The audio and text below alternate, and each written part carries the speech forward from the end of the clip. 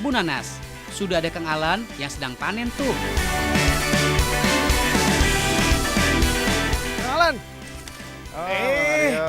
Dicariin dari tadi, ternyata di sini. Iya nih lagi panen buat diproses dari Oh, nah ini dia Kang, pas Ya. banget karena saya pengen tahu tuh prosesnya dari mana, dari hulu ke hilir tuh gimana gitu. Iya, jadi buah nanas itu setelah dipanen buahnya, daunnya ini harus dibuang. Oh, daunnya dibuang. Harus dibuang nanti supaya tunas yang barunya tumbuh dengan baik. Oh, bentar. Jadi kalau misalnya kita mau bikin serat nanas, Ya, itu yang diambil dari mananya? Nanasnya kah atau dari daunnya? daunnya. Jadi limbahnya yang kita olah. Itulah uniknya usaha ini. Jadi limbah yang terbuang kita olah supaya bernilai ekonomis lebih tinggi.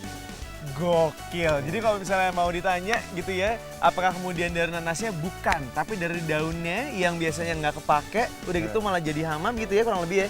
Ya, Mengganggu. belum termanfaatkan lah. Belum istilahnya. termanfaatkan, sekarang bisa dijadiin serat nanas dan bisa dijadiin pakaian kayak tadi ya. Iya. Oke, saya boleh bantuin Kang? Boleh. Di sini Kop. daunnya juga harus yang lebih panjang. Hmm. Ini minimal 60 cm bisa kita olah. Oh gitu, Iya, biar minimal serat- 60 cm. Ya biar seratnya juga lebih bagus, juga lebih panjang. Selama ini nanas lebih dikenal buahnya untuk dikonsumsi, sedangkan daunnya menjadi limbah tidak berguna. Sebenarnya bisa dijadikan pupuk alami bagi tanaman, tapi membutuhkan waktu sekitar 1 bulan sampai daunnya membusuk dan mampu menyuburkan tumbuhan. Atau bisa juga dijadikan pakan ternak. Tapi warga di sini jarang yang memelihara kambing atau sapi, sehingga kebanyakan daunnya menjadi sampah, lalu dihilangkan dengan cara dibakar. Alasan inilah yang membuat Kang Alan menginisiasi untuk mengolah daun nanas. Tapi nggak sembarang guys, ada kriteria tertentu, yaitu panjang daunnya harus minimal 60 cm.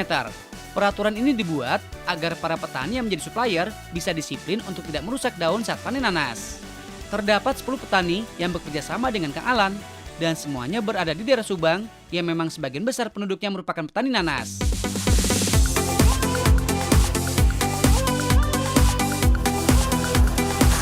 Dari bahan mentah, kemudian diolah dengan cara digiling. 1 kali produksi bisa mencapai lebih dari 1 kuintal. Tapi nggak semuanya jadi serat.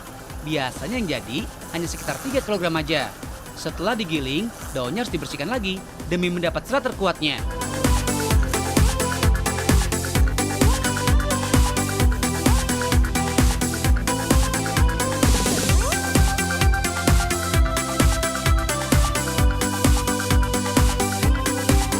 Oh, jadi ini tuh setelah diekstraksi Iya, harus dijemur dulu. Betul. Oh. Jadi prosesnya berapa lama nih penjemuran kayak gini nih Kang?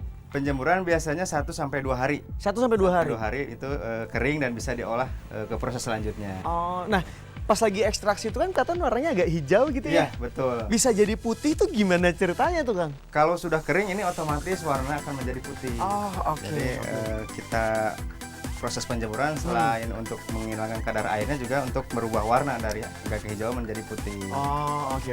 Sebenarnya bukan putih bersih sih, nanti putihnya putih gading. Putih gading ya? Iya, Daripada lama-lama nunggu seratnya kering, mendingan langsung ke proses pemintalan guys.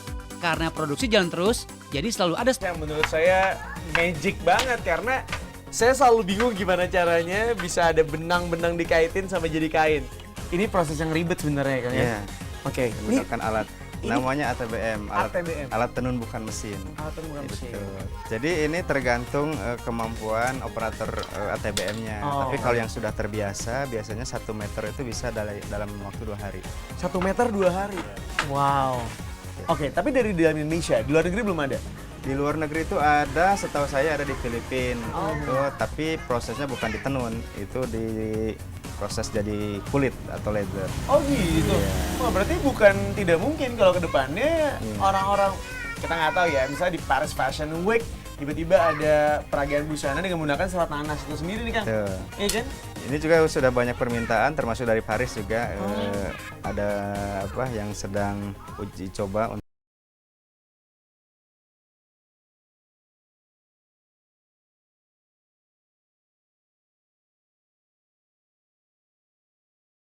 deh. Kalau masuk ke Paris Fashion Week, semoga Kak Aryo yang jadi modelnya ya, biar makin kece. Banyak sekali kerajinan yang bisa dibuat dari serat nanas. Selain selendang, rompi bisa juga jadi taplak meja atau sekedar panjang dinding. Tahu nggak sih guys, selain di Indonesia, seorang pengusaha Spanyol juga telah mengembangkan tekstil serat nanas. Tidak hanya dijadikan baju, tapi bisa juga untuk bahan sepatu. karena tekstur seratnya telah teruji halus, kuat, dan fleksibel. Wih, siapa sangka ya, limbah daun nanas bisa mendunia. Makan nanasnya, olah daunnya. Cus! Wah, tapi terima kasih banyak Kang buat hari ini.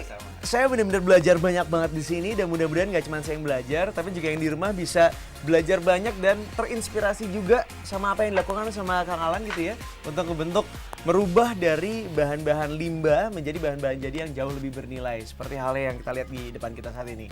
Wah, karena udah selesai, saya sekarang mau pamitan Kang. Terima kasih banyak. Sama. Terima kasih, mangga, terima kasih udah diajarin. Mudah-mudahan abis ini saya juga bisa bikin tenun sendiri. Agak susah sih, tapi ya udahlah. Jangan lupa nonton terus, tahu gak sih, setiap hari Senin sampai Jumat jam 1:30 siang. Terima kasih.